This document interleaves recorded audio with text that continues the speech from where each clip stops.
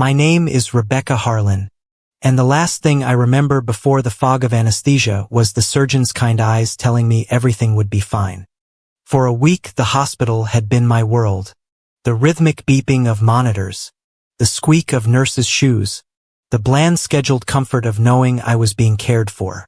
At 36, working as a financial compliance analyst for a mid-sized consultancy firm called Apex Review, my life was about order, about checks and balances.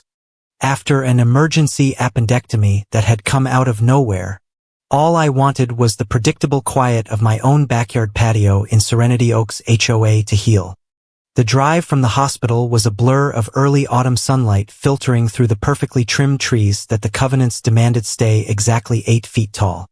My neighbor Linda, who'd picked me up and who also happened to sit on the HOA board, chattered nervously about neighborhood gossip, about the rising price of mulch, about anything other than how I was feeling.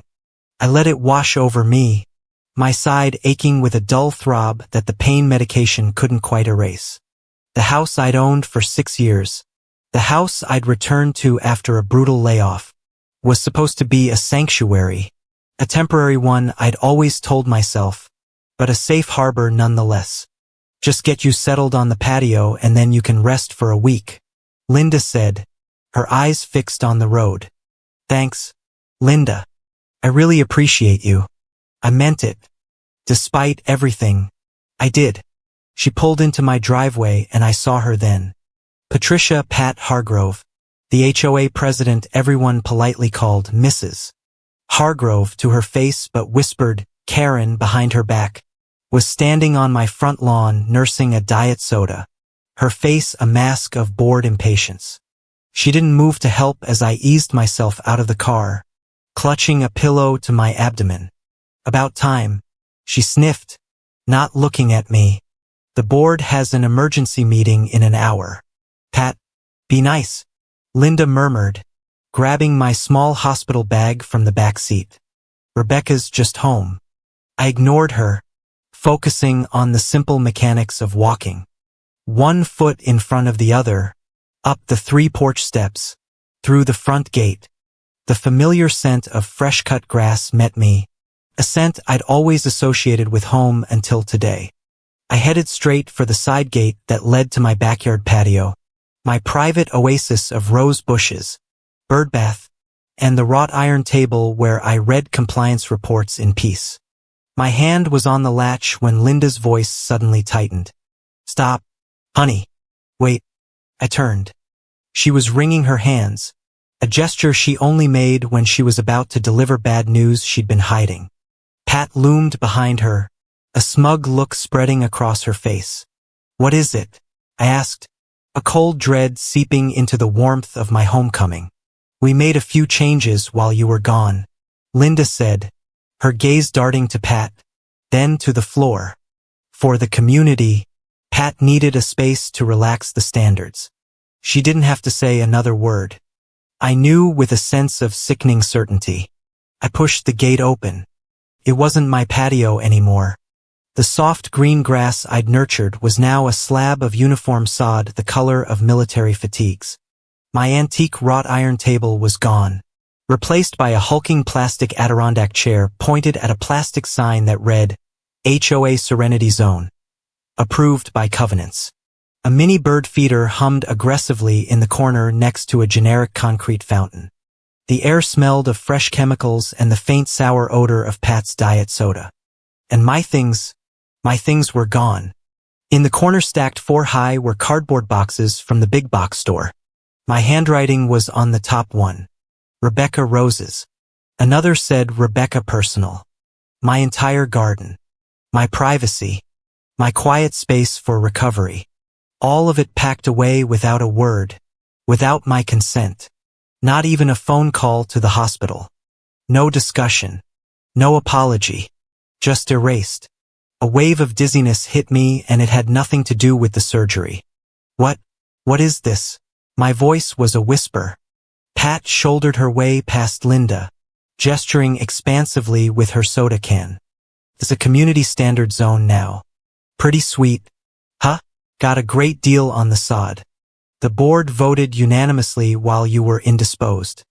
I stared at her, then at Linda, who was now examining a loose thread on her sweater as if it were the most fascinating thing in the world. You packed up my garden while I was in the hospital. Pat shrugged, a gesture of pure, unadulterated indifference. You were barely maintaining it anyway with that hybrid job of yours. It was wasted space. Wasted space. I live here. The words tore from my throat, sharper than I intended, sending a spike of pain through my incision.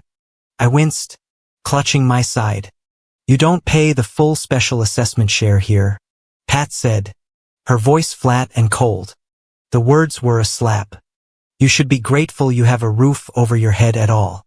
I looked at Linda, my heart pounding a desperate, pleading rhythm against my ribs. Say something. Defend me. Tell her she's wrong. She just shook her head slightly, her eyes finally meeting mine, filled with a familiar, weary resignation. Rebecca, please don't start. Pat deserves a space of her own for the community. She's been through a lot. The neighborhood motto. Pat's husband lost his job 2 years back. Her failed attempt at a scrapbooking business. Her chronic board stress that only seemed to flare up when a chore needed doing. It all meant she deserved things. She deserved the best mulch, the uninterrupted clipboard time, the last word at every meeting, and now she deserved my roses, my birdbath, my life packed in boxes. So, where am I supposed to recover? I asked the question hanging in the thick, suffocating air. Don't be dramatic, Linda sighed. The folding chair on your front porch is perfectly fine. We put a clean cushion on it for you. The folding chair, a lumpy, back-breaking medieval torture device disguised as furniture, situated in the main thoroughfare of the driveway, offering zero privacy. That was to be my recovery suite. This wasn't the first time. It was the third. The first time my small corner flower bed had been commandeered for Pat's approved annuals project, a hobby that lasted all of 3 months and left behind only sticky fertilizer residue. The second time, half my driveway where I stored my off-season pots was cleared out for her vintage sign restoration project, which consisted of 2 rusty, no-soliciting signs and a lot of paint fumes. Each time I had protested. Each time I was told I was being selfish. Each time Linda had placated me with promises and Pat with acquiescence. But this was different. This wasn't a corner of a yard. This was my sanctuary.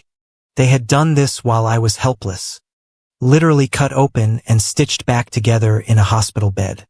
The violation was so profound, so personal. Felt like a physical blow. Tears pricked my eyes, hot and sharp, but I refused to let them fall. Not in front of her. I saw the glint of triumph in Pat's eyes, the smug satisfaction of a petty tyrant who had won another battle. I turned without another word, my body rigid with a pain that was now deeper than surgical. I walked past them into the driveway and stared at the folding chair that was to be my bed. Something inside me shifted. It was a quiet tectonic movement deep beneath the surface of the hurt and the anger. The part of me that always tried to keep the peace, that always swallowed the injustice for the sake of a quiet life in Serenity Oaks, finally went silent. In its place, something cold and clear began to rise. I am a compliance analyst. My job is to find discrepancies, to follow the money, to document everything. Because in the world of finance, the only thing that matters, the only thing that can protect you is the paper trail, the receipts. I limped over to the cardboard boxes stacked in my former garden. My hands were shaking, not from weakness, but from a burgeoning, unfamiliar resolve. I pulled out the box labeled personal, the one containing my garden journals, my bank statements, my records. I carried it back to the folding chair, set it on the concrete, and sat down on the edge of the lumpy cushion. Then, quietly, I pulled out my laptop. I opened a new encrypted spreadsheet. I labeled it HOA Ledger Harlan Residence. I began to type. I documented the date. I documented the unapproved seizure of my private garden and the disposal of my belongings. I documented their justification. You don't pay the full special assessment share here.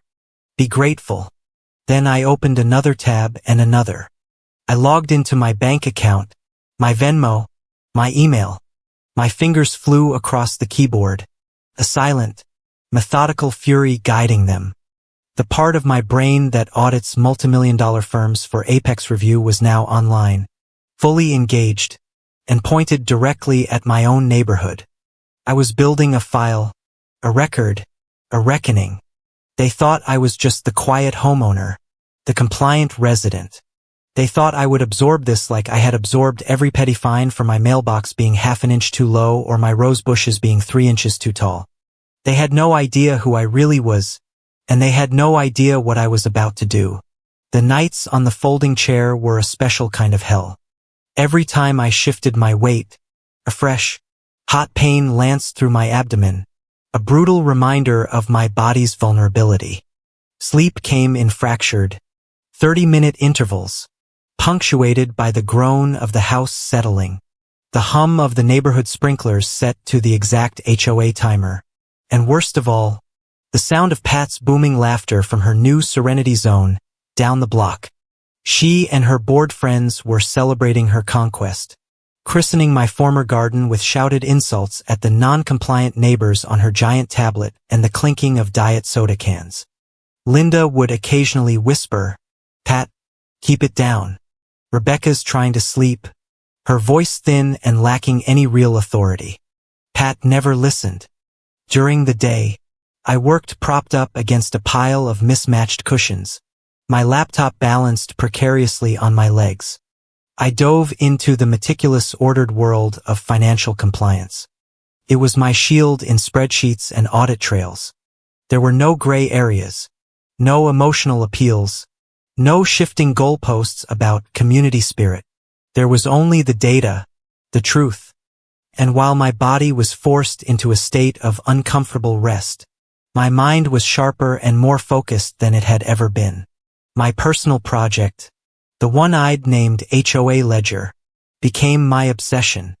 It started with the last 5 years, the period since Pat had officially become president. I began with my own accounts, exporting 5 years of statements from my bank, my credit cards, my Venmo. The digital files populated my screen, a sprawling, intricate map of my life. I started tagging transactions, coloring them, creating a parallel financial narrative that had until now gone unwritten. It was an archaeological dig into my own generosity, and every artifact I unearthed made the knot in my stomach tighten. There it was. March 2022. The email from Linda with the subject line, "Emergency Board Request." I opened it and the memory flooded back. Her frantic call about a searing violation notice for my fence height, the diagnosis that it needed immediate correction, costing $2,800.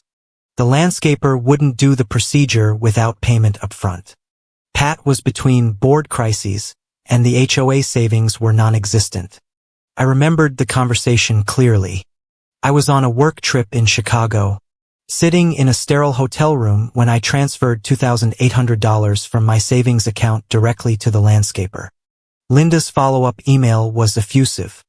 "You are a lifesaver, Rebecca, a true neighbor. Pat and the board will pay you back every penny. I swear as soon as the next assessment cycle gets sorted out."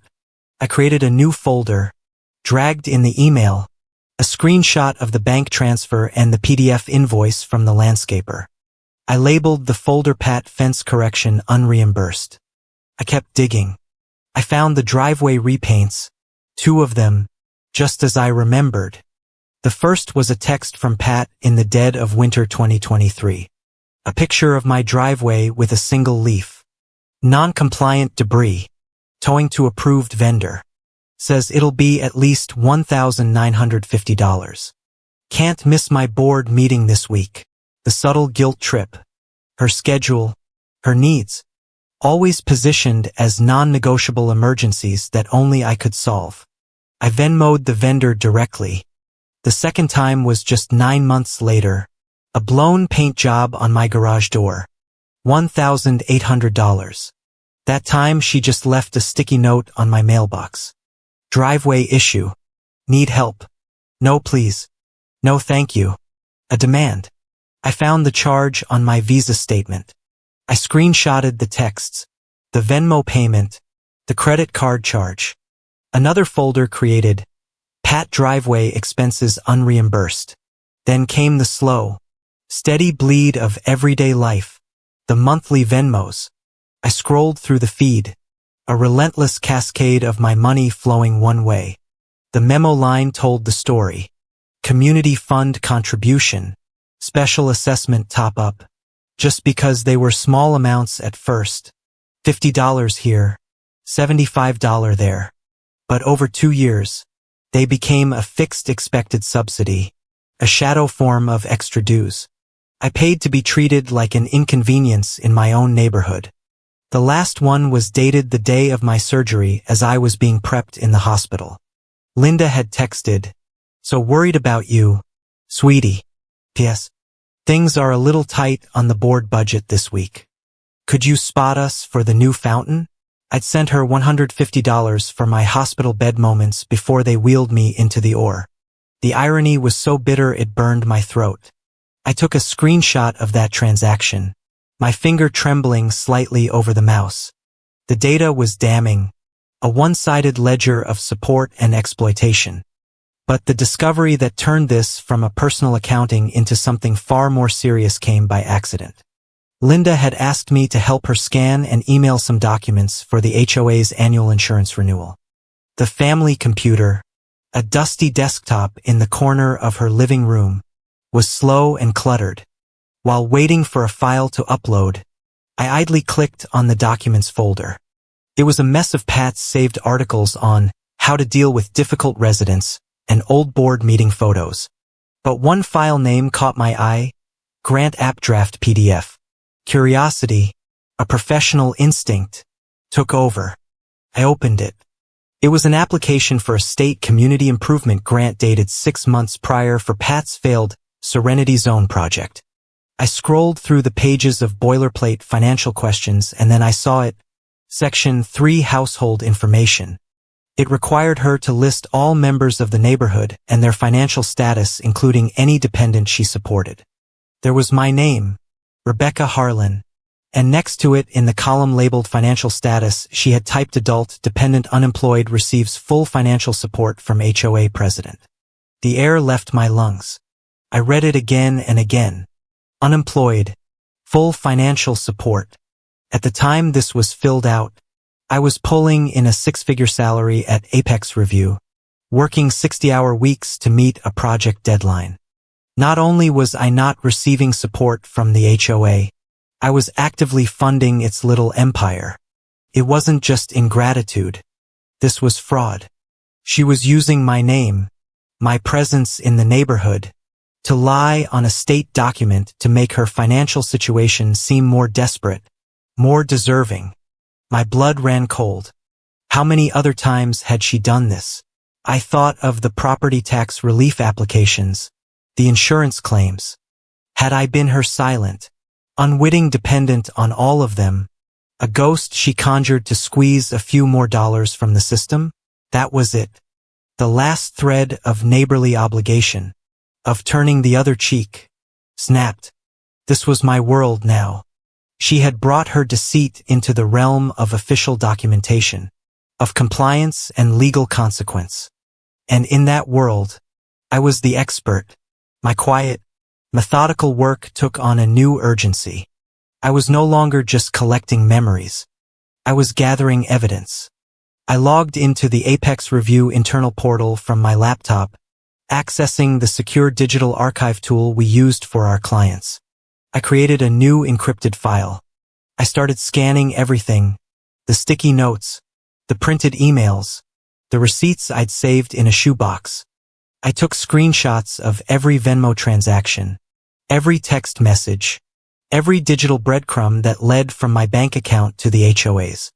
I created internal audit logs, timestamping every piece of data, cross-referencing dates and amounts with a forensic precision that would have made my boss proud.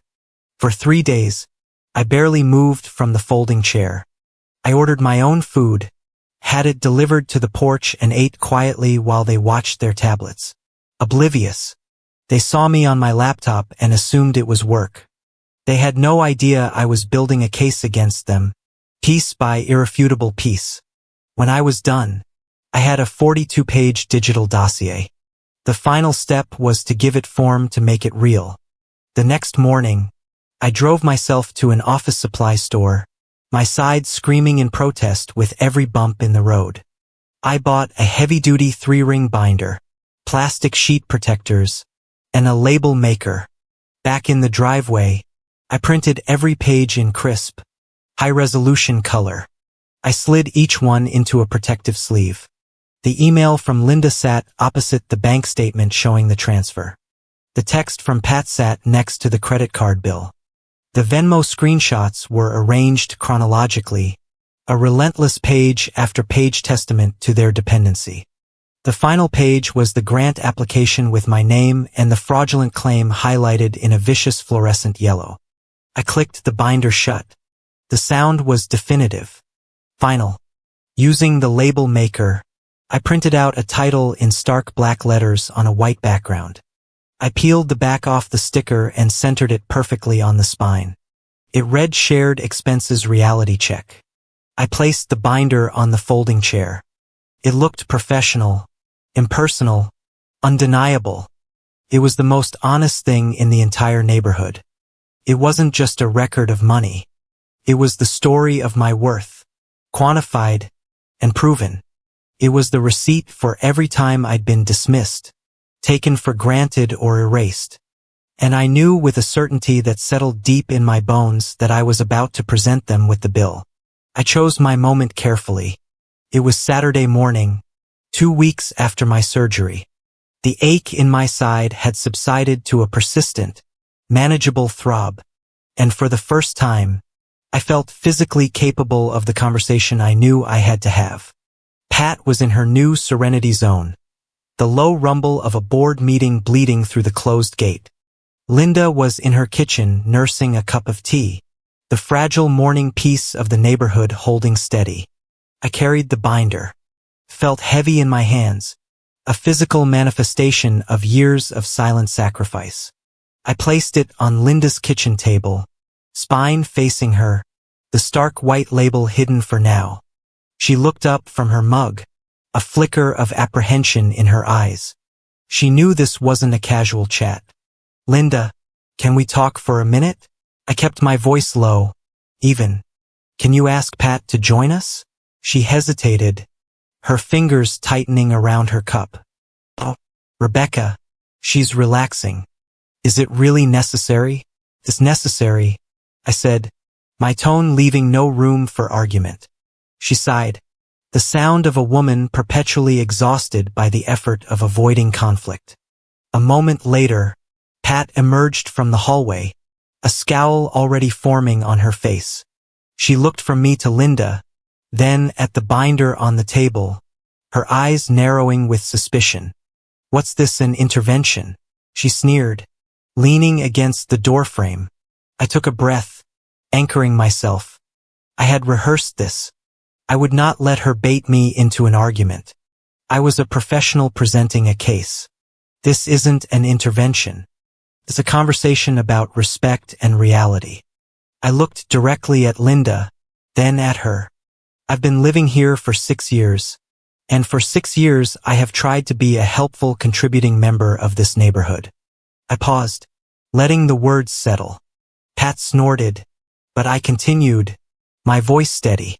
I've helped more than I ever owed. I've never asked for anything in return except for a little consideration, a little bit of space that I can call my own, and I'd like that space respected. My gaze flickered towards the side gate, towards the garden that was no longer mine. Linda glanced away, her focus suddenly on a spot of dried tea on the counter. It was her signature move, a complete visual and emotional withdrawal. If she didn't look at the problem, it didn't exist. Pat, however, stepped forward, her posture aggressive. Respected. You're lucky we let you stay here. You're a guest in this neighborhood. You got that? A guest who doesn't pay a dime for the privilege. The accusation, so bald-faced and wrong, was exactly what I had prepared for. The anger that would have once choked me was absent, replaced by a cold, clear purpose. I didn't raise my voice. I didn't argue. I simply turned the binder around and pushed it gently across the table towards them. The title, Shared Expenses Reality Check, sat there in the quiet morning light. Pat stared at it, her face turning a blotchy red. Linda flinched as if the binder itself was hot. What the hell is this? Pat growled. It's a record, I said calmly. It's the reality of who has been supporting whom in this neighborhood for the past 5 years. It's the receipt for the fence correction. It's the invoices for your 2 driveway repaints. It's the hundreds of dollars in community funds I've sent every month.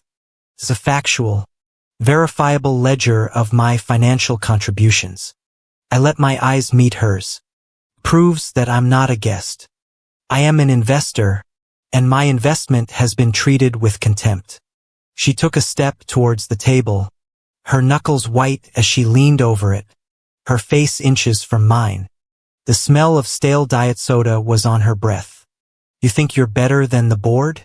She snarled, her voice a low, dangerous growl. You think keeping a list of every little thing you've ever done makes you some kind of saint? You think these numbers make you better than us? Her rage was a physical force radiating across the table. I held her gaze, refusing to back down. This was the moment Linda would surely step in. She would see the proof. She would see Pat's unhinged anger, and she would finally stand up for me. I turned to her.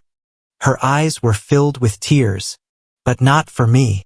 She wasn't even looking at the binder. She hadn't opened it. She didn't need to. She had already made her choice. Her gaze was fixed on Pat, her expression one of deep, sorrowful sympathy for her. She deserves peace, she said, her voice barely a whisper. But each word was a hammer blow to my heart. She's been through a lot. And there it was, the final absolute betrayal. The proof in the binder was irrelevant. The facts didn't matter. My pain didn't matter. My contributions were meaningless. All that mattered was Pat's comfort, her peace. A peace I was apparently destroying by presenting the truth. Something inside me didn't just break. It vaporized.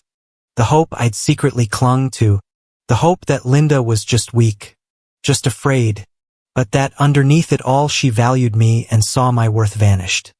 In its place was the icy, desolate clarity of being utterly and completely alone. I didn't say another word. There was nothing left to say. They were a closed circle, and I was on the outside. I stood up from the table. I left the binder there, a silent, damning testament they could choose to ignore.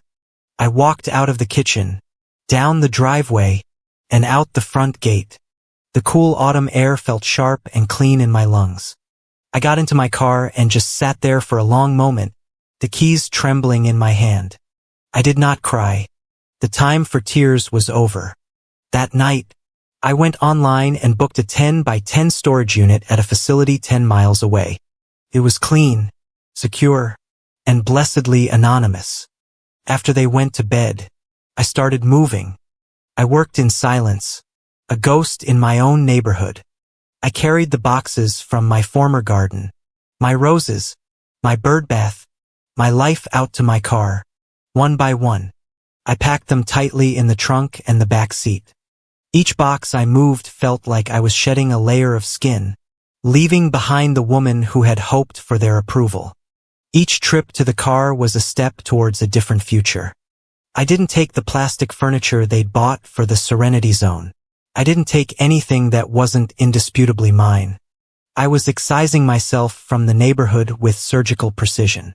I made 3 trips to the storage unit that night, the highway lights blurring past my windows. The silence in the car was profound, broken only by the sound of my own breathing. Back at the house, I retrieved the binder from Linda's kitchen table. They hadn't moved it.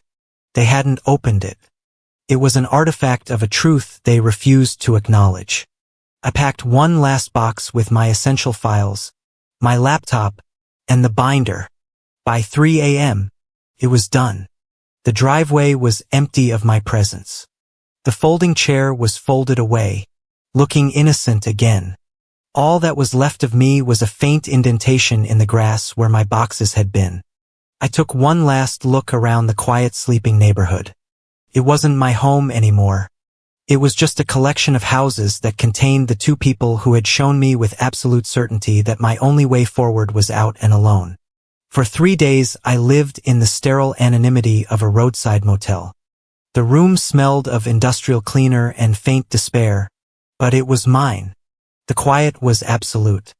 In that quiet, I began to plan my next steps, finding a way to fight back, notifying my boss at Apex Review about my new address, rebuilding a life from the ground up. I had managed to move everything that mattered in my frantic, silent exodus, everything except for one last thing. The original documents, the physical printouts from the binder. While I had the digital copies safely backed up, the originals were tangible proof. They were the very things I had presented, the evidence they had rejected. I couldn't leave them there. I decided to go back on a Tuesday afternoon, a time when Linda was usually at her book club, and Pat would be at one of her endless board appointments. It was a calculated risk, but a necessary one. As I turned onto my old street, my heart began to hammer against my ribs. A familiar, ugly dread coiled in my gut when I saw Pat's SUV parked in the driveway. She was home. I considered turning around, waiting for another day, but a surge of defiant anger pushed the thought aside. I would not be scared out of retrieving my own property from this neighborhood.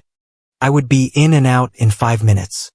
I let myself in with my old key, my sneakers silent on the concrete.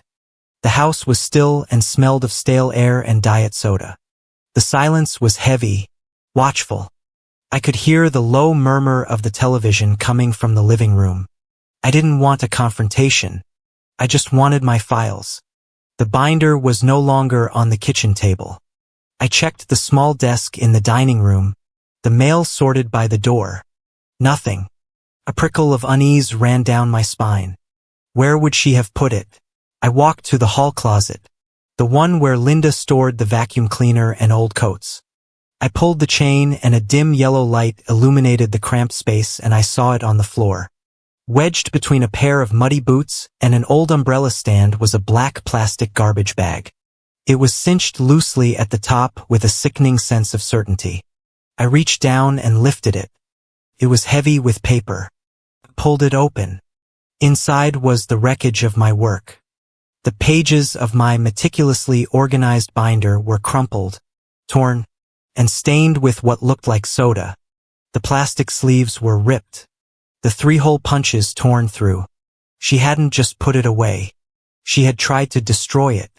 It was a message, a deliberate, violent act of desecration meant to tell me that my facts, my truth, my reality meant less than garbage.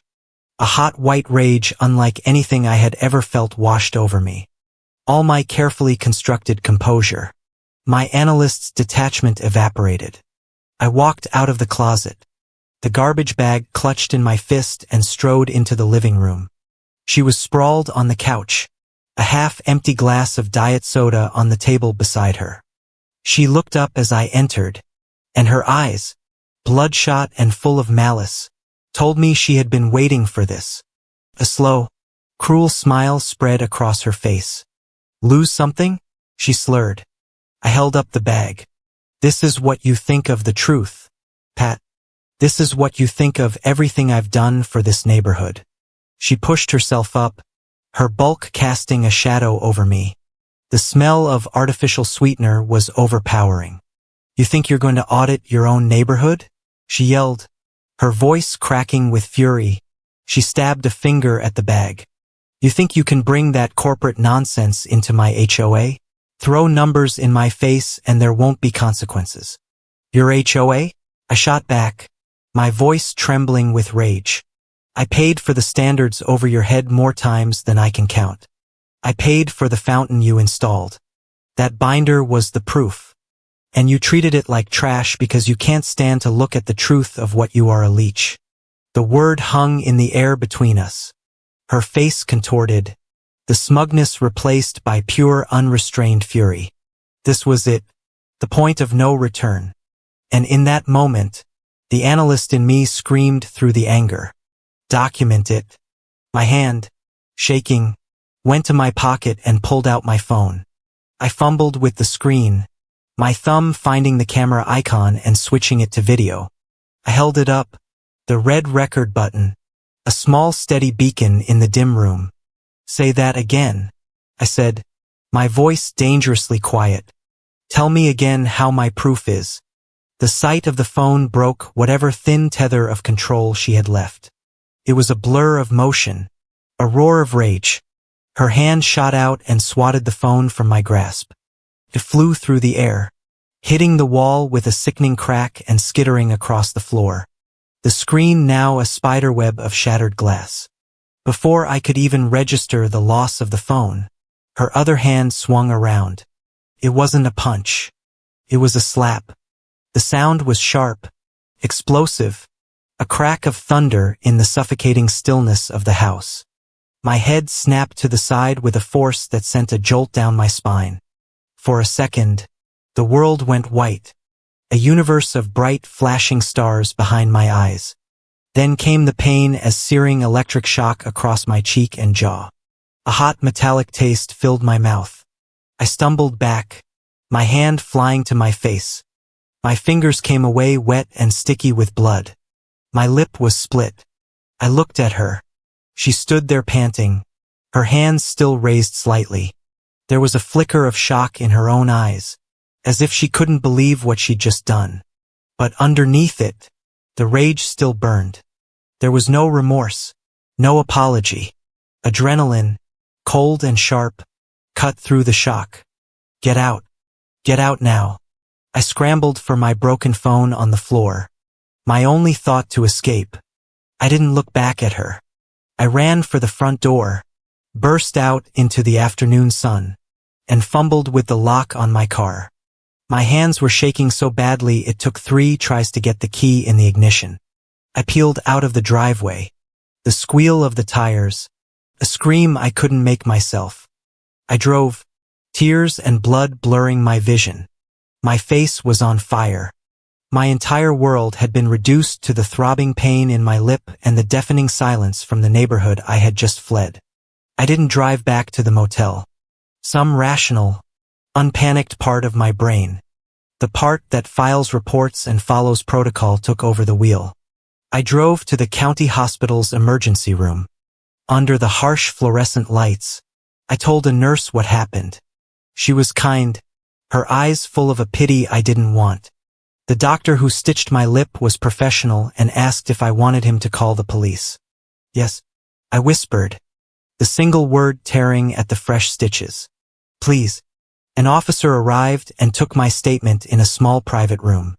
I told him everything, my voice, a monotone, detached narrative of events.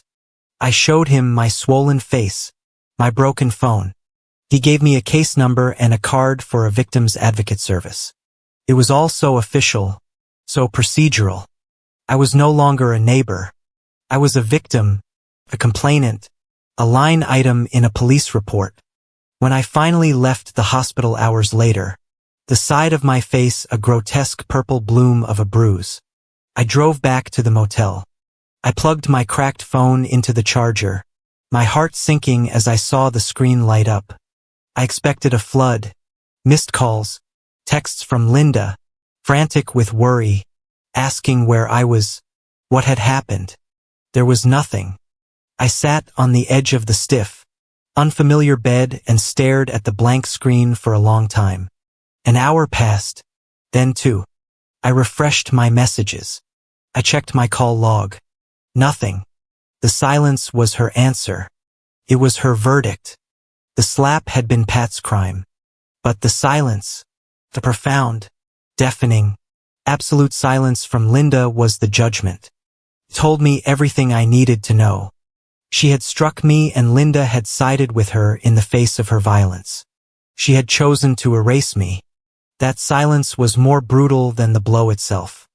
It was the final, irrevocable end. The first 24 hours in the motel were a fog of pain and disbelief. My reflection in the cheap bathroom mirror was a stranger's, a woman with a swollen, discolored cheek and a grotesquely puffy lip bisected by a line of black stitches. But the physical pain was a dull echo compared to the ringing silence from Linda. That silence was a declaration. It said my pain was an inconvenience. It said Pat's violence was justifiable. It said I was disposable. My broken phone was a useless brick. And the garbage bag full of my ruined work, which I'd numbly carried out of the house, sat in the corner of the motel room like a funeral shroud. Pat's goal was clear: to destroy the evidence, to erase my reality and replace it with her own narrative of the ungrateful freeloading homeowner by turning my meticulous binder into a bag of trash. She thought she had won. She thought she had silenced the truth. On the second day, as I was using my laptop to search for short-term rental listings, a thought surfaced, faint at first, then with the shocking clarity of a lightning strike. About a year ago, during a company-wide push for enhanced data security at Apex Review, we had all been given subscriptions to a premium suite of professional software. One of the included programs was a sophisticated automated backup tool. It wasn't a simple cloud drive. It was a network monitoring utility that created encrypted timestamp backups of every file created or modified on a designated network and saved them to a secure offsite server. I had installed it on my laptop and on a whim on Linda's desktop computer back at the house, thinking it would be a good way to protect the neighborhood photos and documents from the old machine's inevitable crash. I had completely forgotten about it. My breath caught in my chest. My fingers, which had been sluggishly clicking through apartment ads, flew across the keyboard. I navigated to the software's web portal, my heart pounding a frantic rhythm against my ribs. I entered my login credentials, passed the two-factor authentication, and waited as the virtual dashboard loaded. And there it was, a directory tree, Harlan Residence Network. With a trembling click, I opened the folder for the desktop computer. I navigated to the Documents folder and then to a subfolder I had created months ago labeled Rebecca Financial Scans. My pulse roared in my ears. I clicked it open. Everything. It was all there. Every single scanned page. Every PDF. Every JPEG. The emails I had saved as documents. The Venmo screenshots. The bank statements. The highlighted grant application. The backup software, working silently and invisibly in the background, had captured every file the moment it was saved to the hard drive, long before Pat had gotten her hands on the physical copies. Her act of destruction had been meaningless. She had torn up the copies, but she couldn't touch the source code of the truth. A hysterical sound, half sob, half laugh, escaped my lips. I wasn't a victim cowering in a motel room.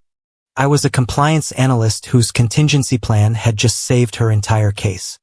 The pain in my face receded, replaced by a surge of ice-cold adrenaline. The hunt was back on. I didn't just rebuild the original 42-page report. I enhanced it. I cross-referenced everything, adding footnotes and appendices. I created a timeline, linking her text messages for money directly to my corresponding bank withdrawals. I treated it not as a neighborhood dispute, but as a forensic accounting project for a hostile client. The emotional pain was a distraction. The data was the mission. It was during this meticulous reconstruction that I found something new, something that made the grant application look like child's play. While sifting through a batch of old tax documents I had scanned, I found a file I didn't recognize. Insurance Claim 2023 PDF.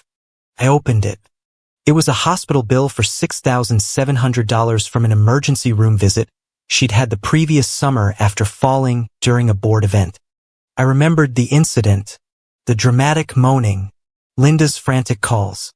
I scrolled down to the bottom of the invoice to the section marked Patient Financial Responsibility, and I saw my name, not just my name, but my signature crudely forged on the line for financial guarantor. I stared at it, the room spinning slightly. I had never seen this document before in my life. I had never signed it. She or Linda at her direction had used my name, had forged my signature, making me legally responsible for her medical debt without my knowledge or consent. It was identity theft. It was a felony. This went beyond her lying about me. This was her acting as me. The new report was no longer just a reality check. It was an indictment, page after page of methodical, undeniable proof of financial exploitation, fraud, and now identity theft, all culminating in the police report for the assault. I knew I couldn't do this alone anymore. This was bigger than a neighborhood argument. This was a legal matter. I spent the rest of the day researching, looking for legal aid services for advocates who specialized in domestic financial abuse. I found a nonprofit organization that offered free consultations. I filled out their online form, and the next morning I received a call. Her name was Ms. Diaz, and her voice was calm, professional, and devoid of pity. I explained the situation in the same detached factual tone I had used with the police officer. I told her I had compiled a report. "Can you send it to me?" she asked. "Redact any personally identifiable information for now, account numbers, your social, that sort of thing. I want to see the structure of your evidence." Redacting the document was second nature. It was part of my job at Apex Review. I blacked out the sensitive data, saved it as a new secure PDF, and emailed it to her. An hour later, she called back. "Ms. Harlan," she began, and there was a new note of steel in her voice. "I have reviewed your file. It is one of the most thorough, well-documented cases of its kind I have ever seen." I closed my eyes. A wave of validation washing over me so powerful it almost brought me to my knees. What she did with the grant application and that insurance guarantee, she continued, is not just a civil matter. That is criminal fraud. The financial transfers, given the clear promises of repayment in these emails, are not gifts. They constitute a series of personal loans for which you have a right to demand repayment. She paused, and I could hear the faint sound of her clicking a pen. "You have multiple avenues here. You can file a civil suit for damages. You can seek restitution for the funds you provided under what appears to be false pretenses. And given the assault, you can and absolutely should file for a protection order." A civil suit? I repeated the words, testing their weight. It sounded so serious, so final. "Yes," Miss Diaz said firmly. "People like your HOA president operate on the assumption that their victims will be too ashamed, too scared, or too emotionally compromised to fight back in a formal setting.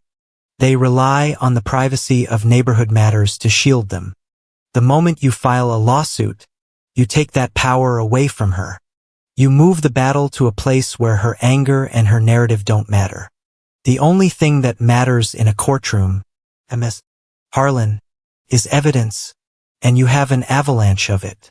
I looked at the garbage bag in the corner of the room. She had tried to bury the truth under a pile of trash. She didn't know that I had a backup. She thought she had broken me. She didn't know she had just armed me.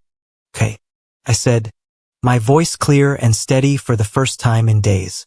"What's the first step?" The phone call came on a Sunday evening, a week after the assault.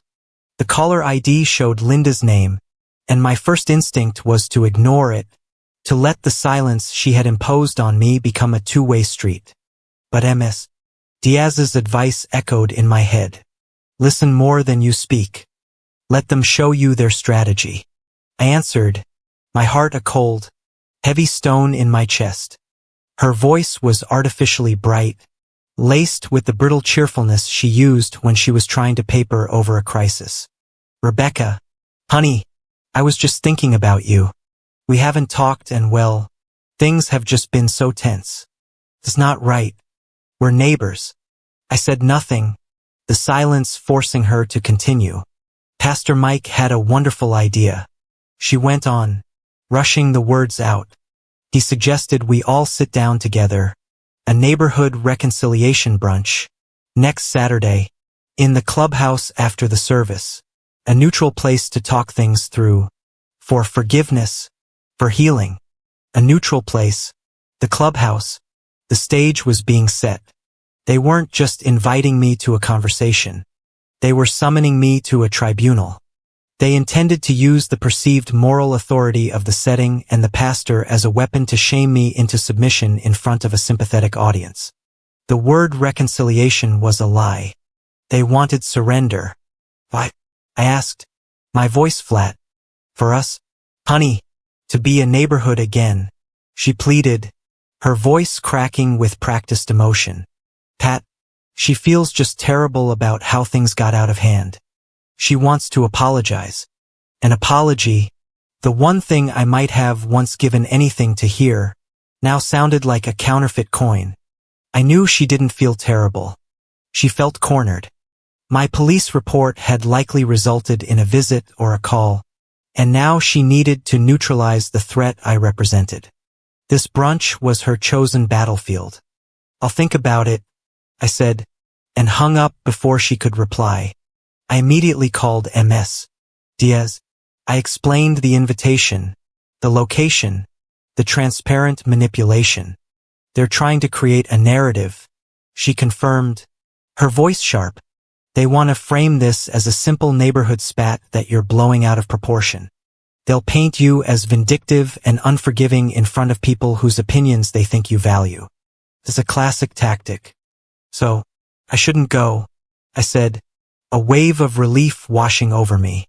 "No," she countered, surprising me. "You should go. But you go on your terms. You are not going there to reconcile. You are going there as an observer. You will not engage in an argument. You will not defend yourself. You will simply listen and you will be prepared." Prepared. I knew what she meant. I spent the next few days not just preparing emotionally, but physically. I printed a new copy of the report. This time I didn't put it in a binder. I had it professionally bound at an office supply store with a clear plastic cover and a solid black spine. It looked like a legal filing, a closing argument. I made 3 copies. When I walked into the clubhouse the following Saturday, the smell of burnt coffee and powdered donuts hung in the air. A few elderly residents smiled at me, their faces kind and unknowing, and then I saw them seated at a round table in the corner, a pot of coffee and a plate of pastries placed between them like a peace offering. Pastor Mike, a portly man with a well-meaning but perpetually baffled expression, sat with them. He stood up as I approached, his hand extended. "Rebecca, thank you for coming. This is a blessed day," he said, beaming. I shook his hand, my eyes on Linda and Pat. Linda wouldn't meet my gaze. Pat, however, stared at me, her expression a calculated mix of solemnity and wounded pride. She had dressed for the part in a button-down blouse, her face scrubbed clean. The bruise on my cheek had faded to a sickly yellow-green, a subtle but visible testament to our last encounter. I sat down, placing my handbag on the empty chair beside me. Inside, one of the bound reports waited. "We are so glad you're here," Linda began, her hands trembling as she poured coffee into a styrofoam cup. "We just want to put all this ugliness behind us." Pastor Mike cleared his throat. "Your neighbor and Pat have expressed to me their deep regret over the recent conflict. Neighborhood is a precious gift from God. Rebecca, a gift we must cherish, even when it's difficult.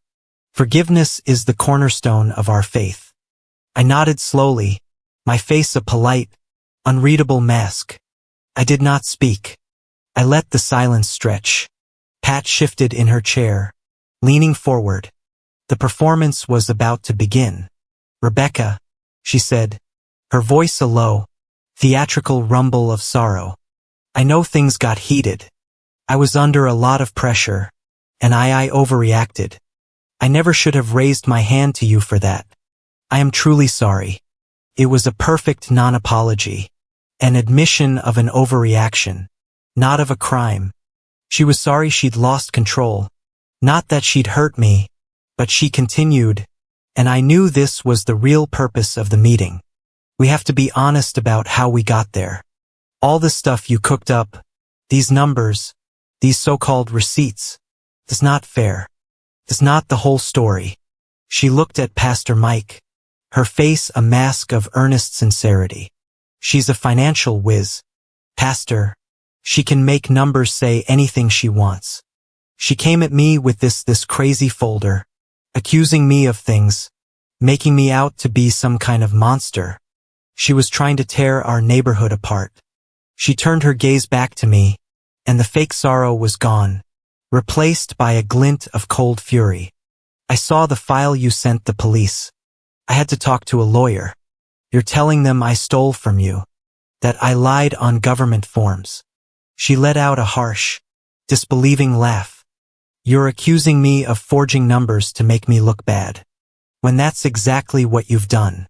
Linda gasped on cue, placing a hand on her arm. "Pat, please." Pastor Mike looked at me, his brow furrowed with concern. "Rebecca, is this true? Is it possible there's been a misunderstanding? Sometimes when we're hurt, we can interpret things in the worst possible light. This was their trap. They wanted me to get defensive, to start arguing about line items, about interest rates, about intent. They wanted to drag me into a confusing, emotional," she said debate where the pastor would inevitably conclude that the truth is somewhere in the middle and pressure me to forgive and forget for the sake of peace. But I refused to play. I did not argue. I did not raise my voice. I did not even change my expression. I simply reached into my handbag, took out the professionally bound report, and placed it on the center of the table with a soft, definitive thud. The clear plastic cover reflected the fluorescent lights of the clubhouse. The title page was visible to all of them. Financial Ledger and Record of Assault. Rebecca Harlan versus Patricia Hargrove. I looked from Linda's suddenly pale face to Pat's shocked expression and finally to the confused pastor. "There is no misunderstanding," I said, my voice quiet, but carrying across the table with absolute finality. "Every number in that report is backed by a bank statement, a receipt, or a signed document. The lies on the grant application are hers. The forgery on the insurance bill is hers. The assault is hers." I stood up, my chair making a soft scraping sound on the linoleum floor. "I didn't come here to reconcile," I said, my voice perfectly calm. "I came here to tell you that this is no longer a neighborhood matter." I looked directly into Pat's eyes. "I'll let the court decide." Linda let out a strangled gasp, her hand flying to her mouth. The color drained from Pat's face, replaced by a surge of pure primal rage. The mask was gone. The monster was out. "You little bitch," she roared, lunging to her feet. She swept her arm across the table, sending the report.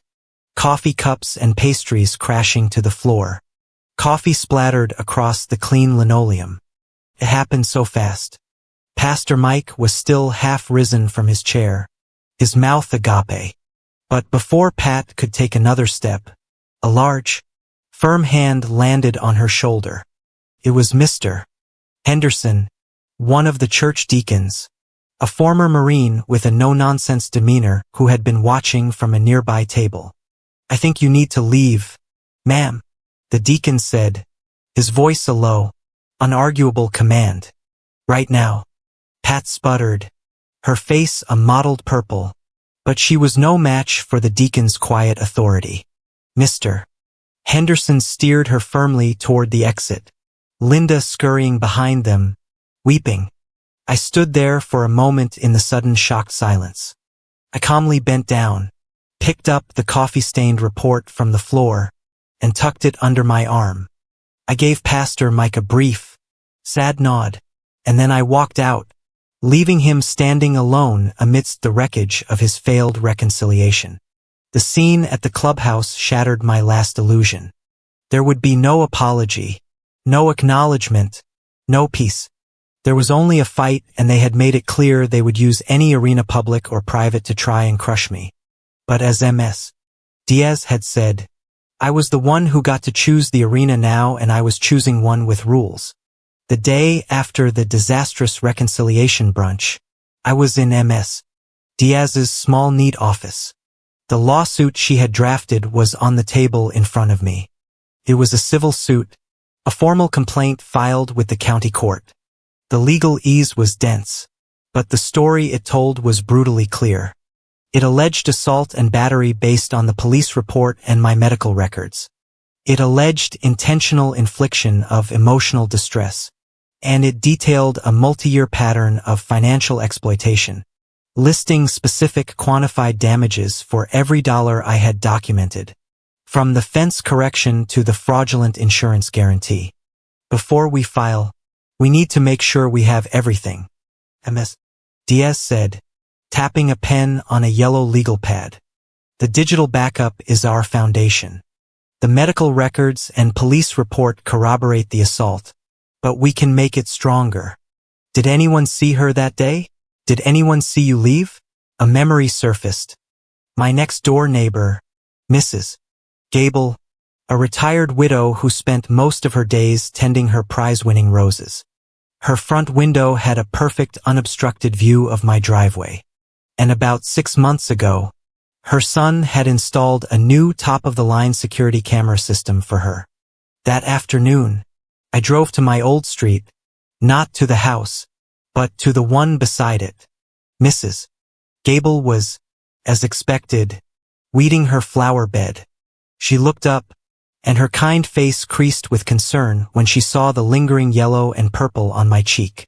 Rebecca, dear Lord, what happened to your face? I didn't lie.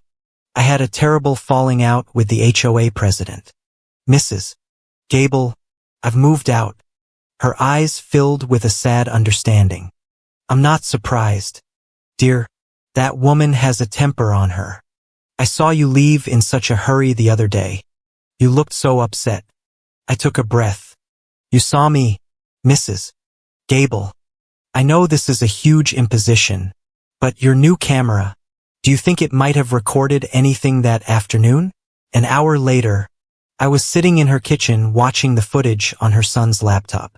There it was in grainy but undeniable color.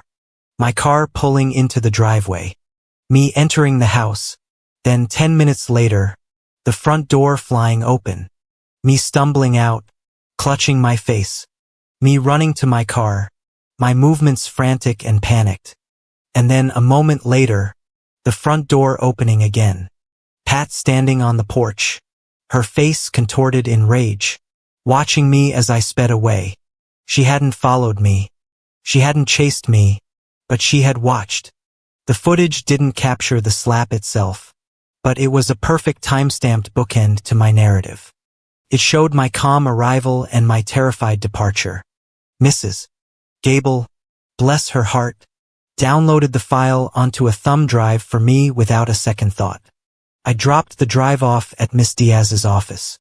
The next morning, she filed the suit. For 2 weeks, there was nothing.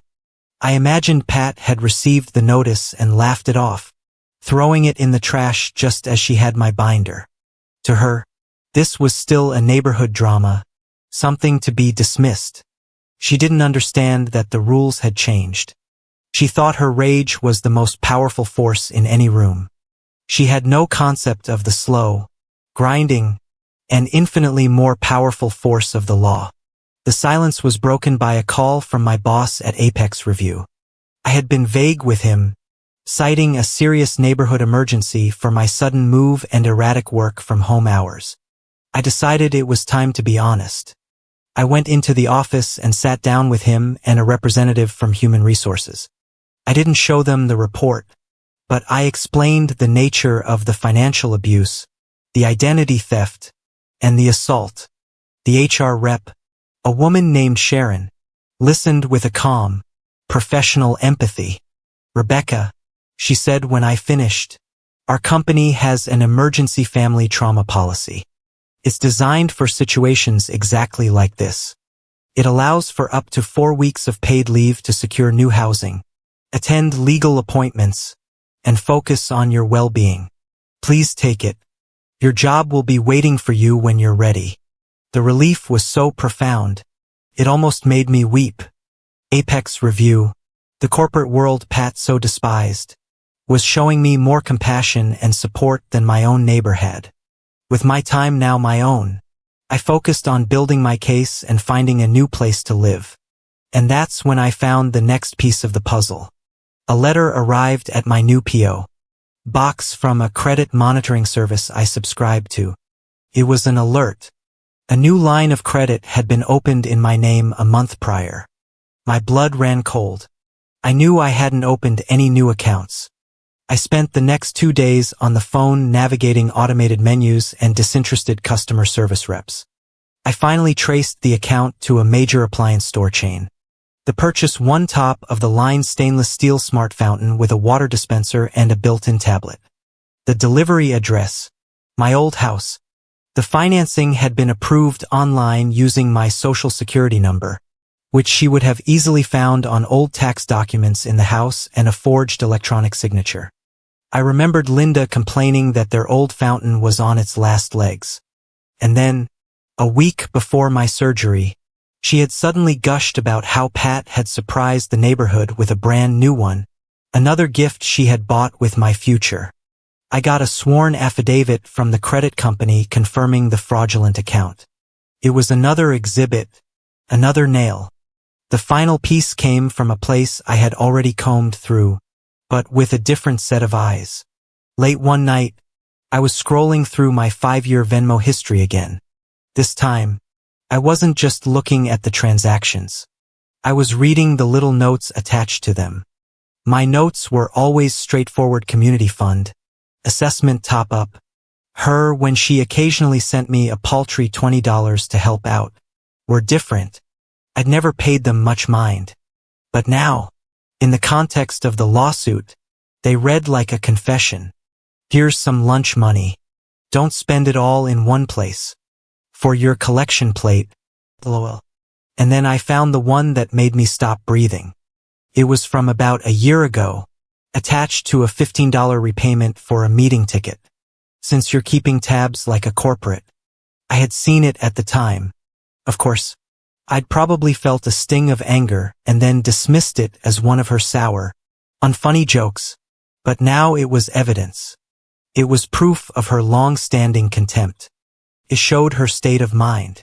It demonstrated that she saw my financial prudence not as a virtue or as generosity, but as a corporate, unfeeling act of surveillance.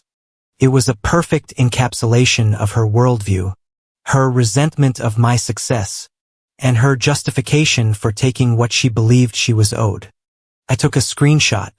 2 days later, a process server walked up the driveway of my childhood neighborhood and handed Pat a subpoena. It was a summons, a legal document that could not be thrown away, could not be ignored, and could not be silenced. It informed her that Rebecca Harlan was suing her, commanded her to appear in court. That evening, my phone rang. It was Linda. I let it go to voicemail. Her message was a frantic, weeping torrent of words. "Rebecca, what have you done? You got official papers sent to the house. A subpoena. Pat is going crazy. This has to stop. You are destroying this neighborhood. You are destroying her." I deleted the message without a flicker of emotion. She was wrong. I wasn't destroying the neighborhood. I was just finally auditing it. And the audit was far from over. I forwarded the affidavit for the fountain and the screenshot of the Venmo message to Ms. Diaz. Add these to the file. I wrote, Exhibit D and Exhibit E. The courtroom was not the grand wood panel chamber you see on television. It was a small functional room on the third floor of the county courthouse, painted a sterile shade of beige. It smelled of old paper and stale air conditioning.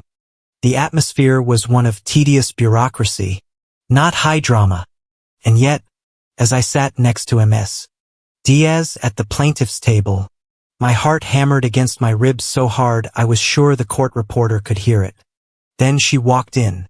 Pat arrived a few minutes late, pushing through the double doors with a swagger that was entirely out of place. She was alone, no lawyer. She was dressed in a polo shirt and slacks as if she were heading out for a round of golf. She scanned the room, her eyes landing on me. A smug, dismissive smirk spread across her lips. It was a look I knew well. It was the look of a woman who believed she was untouchable, a woman who had never in her life faced a real consequence. She still thought this was her arena, her stage. She sat at the defendant's table, slouching in her chair and crossing her arms. The picture of defiant boredom. The judge, a woman named Judge Al-Hassan, entered. She was sharp-featured and wore an expression of brisk, no-nonsense intelligence. When the proceedings began, her voice was clipped and professional. She was here for facts, not for a neighborhood therapy session. Ms. Diaz, you may begin, she said, her eyes already on the thick, bound document on her bench, a copy of my report. Ms. Diaz stood. Your Honor, we are here today because my client, Ms. Rebecca Harlan, has been the victim of a sustained campaign of financial exploitation, fraud, and physical assault at the hands of the defendant, Mrs. Patricia Hargrove. Pat let out a short, derisive snort. The judge's eyes flickered towards her, a silent warning. Ms. Diaz laid out the case, her voice a calm, steady narrative. But when it came time to present the evidence, she turned to me. Your Honor, I would like to call my client, Ms. Harlan, to testify to the contents of her report. My legs felt like lead as I walked to the witness stand. I swore the oath, my voice a dry whisper. My hands were trembling as I sat down, so I clasped them tightly in my lap. Ms. Diaz placed my copy of the report in front of me. Ms. Harlan, she began gently, could you please turn to Exhibit A, page 3, and explain to the court the transaction dated March 12, 2022. I found the page, Linda's fence correction. My voice shook as I began to speak, reading out the details of the transfer, the amount, the date, and the contents of Linda's email promising to pay me back. Total unreimbursed funds $2,800. I concluded, my voice gaining a sliver of strength. We went on like that, line by line, page by page. I was a compliance analyst presenting my findings. We covered the driveway repaints, the monthly community subsidies, the fraudulent grant application where she had declared me her unemployed dependent, the forged signature that made me the financial guarantor for her emergency room bill. With each new piece of evidence, the room grew quieter. The smug look on Pat's face began to curdle into one of slack-jawed confusion. This wasn't the emotional, hysterical confrontation she had expected. This was a clinical, methodical dissection of her lies. When we got to the section on the assault, Ms. Diaz dimmed the courtroom lights on a large monitor. She played the security footage from Mrs. Gable's camera, the silent, grainy video of me running from the house. My body language, a clear portrait of terror, filled the screen. Then came the still photos from the hospital, my bruised and swollen face stark under the fluorescent lights. I could feel every eye in the room on me, but I kept my gaze fixed on the judge. Finally, Ms. Diaz presented the last pieces of evidence. The affidavit for the fraudulently financed fountain and the screenshot of the Venmo message. She read her words aloud into the silent courtroom. Since you're keeping tabs like a corporate, the ugly phrase hung in the air. Judge Al-Hassan's face was unreadable, but she made a small note on her pad. When it was over, I felt hollowed out, as if I had unspooled my entire life onto the courtroom floor. The judge looked down from her bench, not at me, but at Pat. Her voice was cold as steel. "Mrs. Hargrove, you have heard the testimony. You have seen the evidence presented against you. The bank statements, the grant applications, the medical bills, the photographs, the video. Do you dispute this evidence?" Pat seemed to snap out of her stupor. She stood up, puffing out her chest. She didn't have a lawyer to speak for her. Only her own blustering arrogance. "Disputed. Of course, I dispute it, Your Honor. This is a neighborhood matter. It's all been twisted. Exaggerated. Exaggerated how?" "Mrs. Hargrove," the judge asked, her voice dangerously quiet. "Do you have documents to refute these claims? Bank statements of your own? Canceled checks showing repayment?" She floundered, gesturing vaguely. "No, I mean, it wasn't like that. The money, it was a gift. She wanted to help. We're neighbors." And that slap, she was out of control, screaming at me. She pushed me first. "She's making it all sound like some corporate takeover." Her words were empty, pathetic. She had nothing, no receipts, no proof, just the same tired narrative of my supposed ungratefulness. It was then that Ms. Diaz chose to introduce the final exhibit. "Your Honor, we received a letter from the defendant's neighbor, Ms. Harlan's friend, to be submitted to the court." The bailiff handed the single sheet of paper to the judge. She read it silently, her expression unchanging. She then looked at me. "Your neighbor writes that she deeply regrets things got out of hand and hopes for a peaceful resolution. She will not be attending these proceedings." Of course, she wouldn't. She couldn't bear to witness the public airing of the truth she had so diligently ignored. Her letter was a coward's footnote, a final pathetic act of abdication. The judge looked back at Pat, her gaze withering. "Mrs. Hargrove, you have provided no evidence, only accusations and conjecture. You have presented nothing to counter the mountain of documentation submitted by the plaintiff. Do you have anything else to say for yourself?"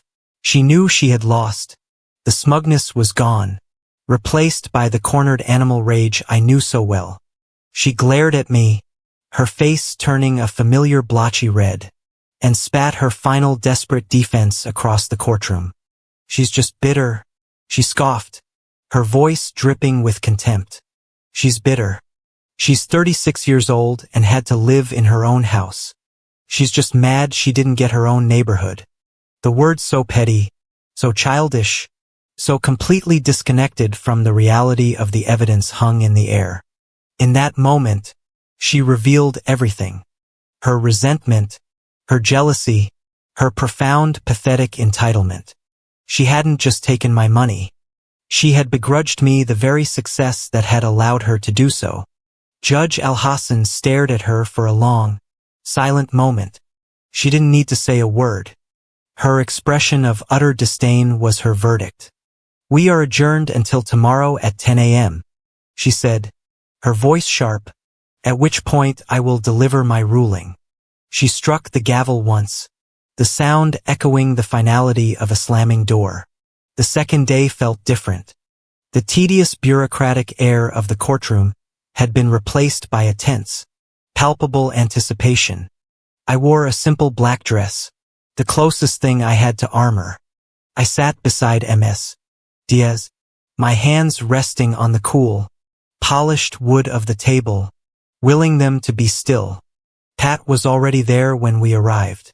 The smugness was gone, replaced by a sullen, resentful anxiety.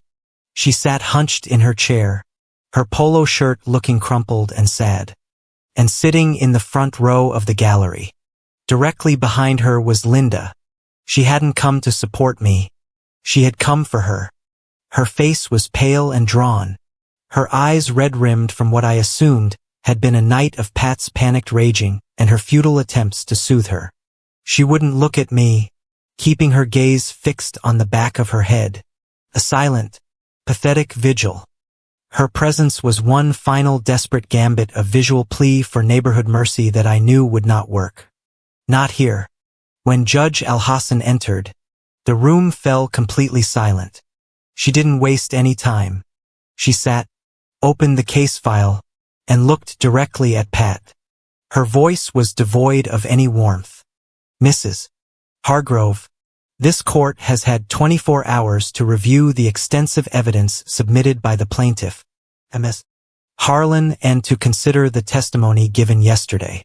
She paused, her eyes sweeping over her, then over Linda before finally settling back on the file. The evidence submitted by Ms. Harlan is, to put it plainly, overwhelming. It is a meticulous, professional, and verifiable record of financial transactions, official documents, and electronic communications. Paints a clear and disturbing picture. She looked up at Pat again in response to this mountain of evidence. You, Mrs. Hargrove, offered nothing. No documents, no proof of repayment, no witnesses. You offered only the unsubstantiated claim that the plaintiff's case was exaggerated. You claimed the money was a gift despite written promises of repayment. You claimed the assault was initiated by the plaintiff.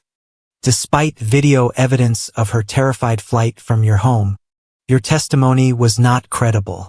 It was self-serving, inconsistent, and in the face of the evidence, frankly absurd.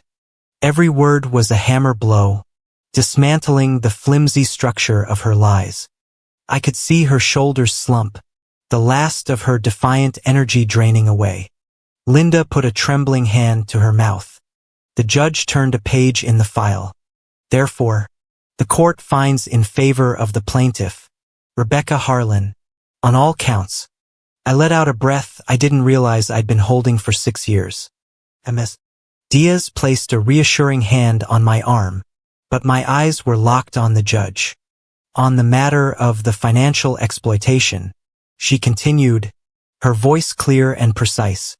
The court has calculated the total of the unreimbursed funds, including the fence correction, the 2 driveway repaints, the documented community subsidies, and the fraudulent medical bill for which Miss Harlan was made the guarantor. The court hereby orders the defendant, Patricia Hargrove, to pay civil damages to the plaintiff in the amount of $31,800. A choked sob escaped Linda's lips. Pat just stared, her mouth slightly agape, as if she couldn't process the number. It wasn't a vague punishment. It was a bill, a receipt for her lifestyle, delivered by the power of the state. Furthermore, the judge went on, her tone growing even colder on the matter of the assault and battery. This court finds the defendant's actions to be reprehensible. The medical records and photographic evidence leave no room for doubt. Therefore, the court grants the plaintiff a permanent protection order. Mrs. Hargrove, you are legally forbidden from contacting Miss Harlan by any means in person, by phone, by email, or through a third party. You are to remain a minimum of 500 feet from her person, her residence, and her place of employment at all times. Do you understand? She stared at her until she gave a numb, almost imperceptible nod. Finally, the judge said, closing the file in front of her with a soft, definitive thud. The court is deeply concerned by the evidence of fraud and identity theft, specifically the falsified grant application and the fraudulent financing of a household appliance using the plaintiff's credit and identity. She leaned forward slightly, her eyes boring into Pat. Mrs. Hargrove, let me be unequivocally clear. The actions you took are not only grounds for civil damages, but are also criminal offenses. This court is making a formal recommendation to the district attorney's office to review this case for potential criminal prosecution. She then turned her gaze to me. And you, Ms. Harlan, are legally banned from using Ms. Harlan's name, social security number, or any other part of her identity in any future financial applications or documents of any kind. A violation of this order will be treated with the utmost severity. The finality of it was absolute. She hadn't just lost a lawsuit. She had lost control of the narrative, of her power, and potentially of her freedom. Judge Al-Hassan looked out over the quiet room. A deep disappointment etched on her face. She wasn't just looking at Pat. She was looking at the wreckage of the neighborhood she had created. "I want to say one last thing for the record," she said, her voice resonating with a quiet, profound authority.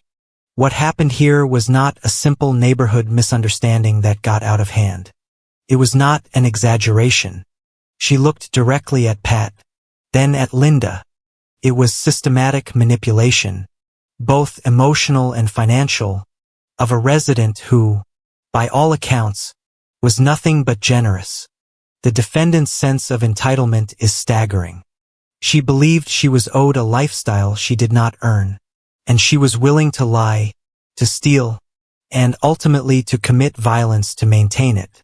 She picked up her gavel, her gaze sweeping back to me one last time, a flicker of something that looked almost like respect in her eyes.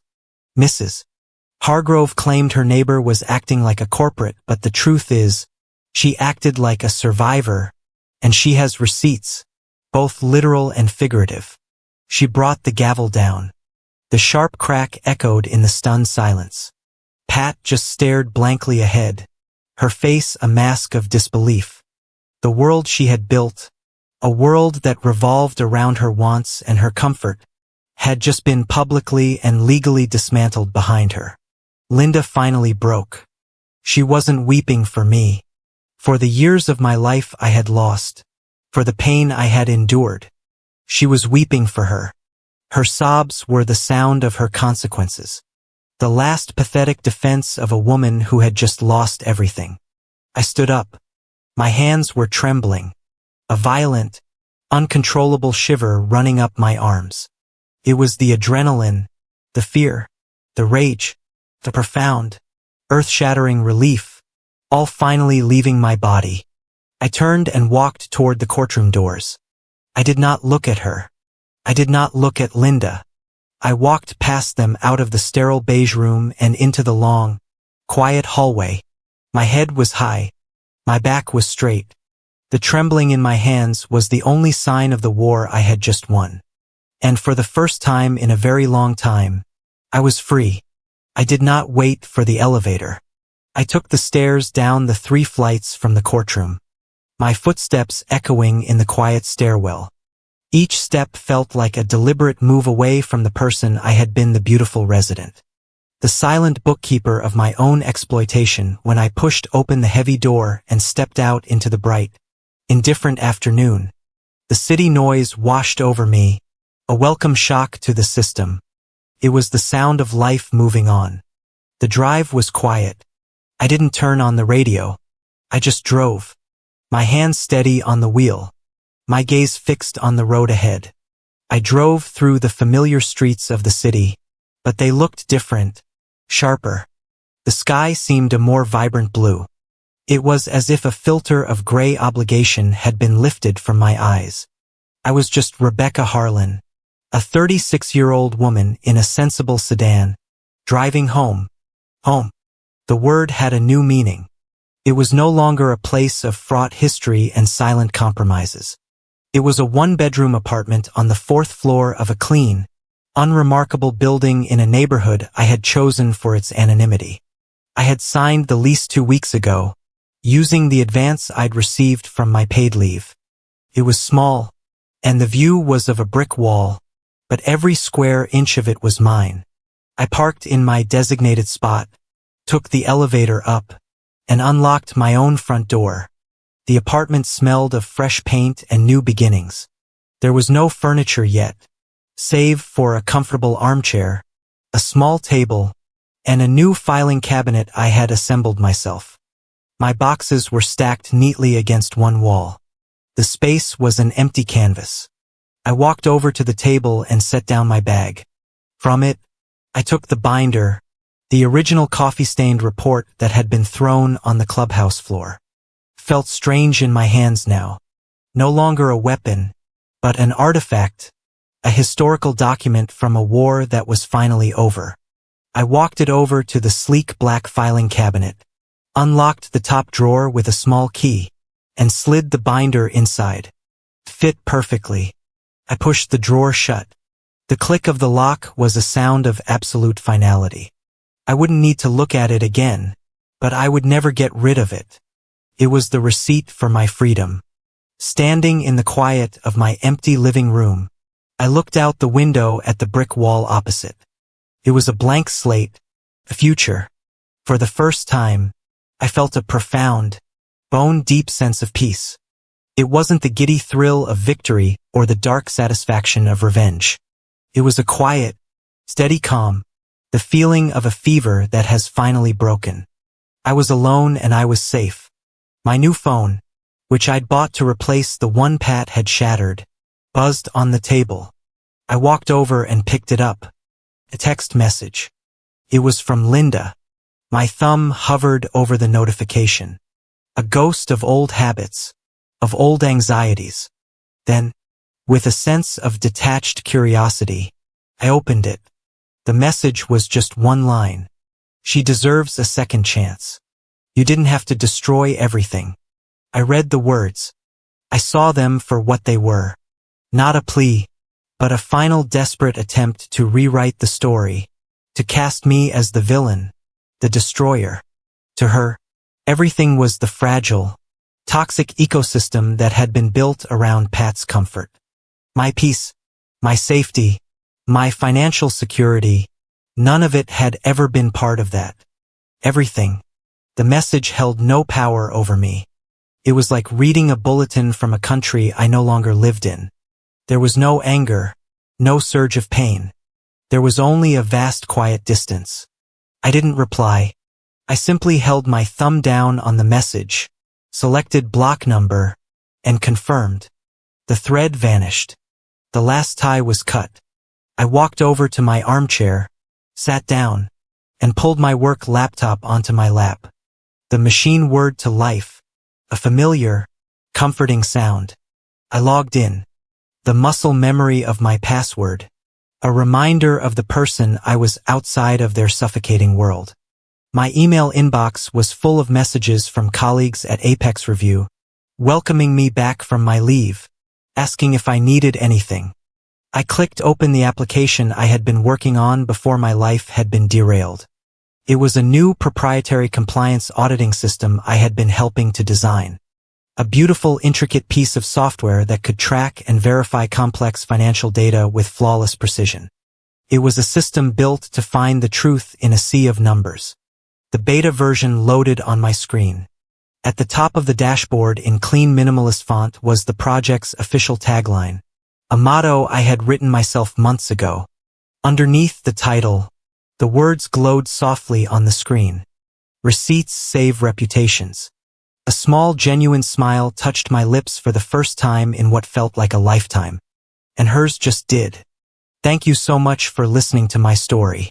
I'd love to know where you are listening from in the world. So, please drop a comment below to say hello and share your thoughts. If this story resonated with you, please consider subscribing to the channel, liking this video, and hitting that button to help it reach more people who need to hear it.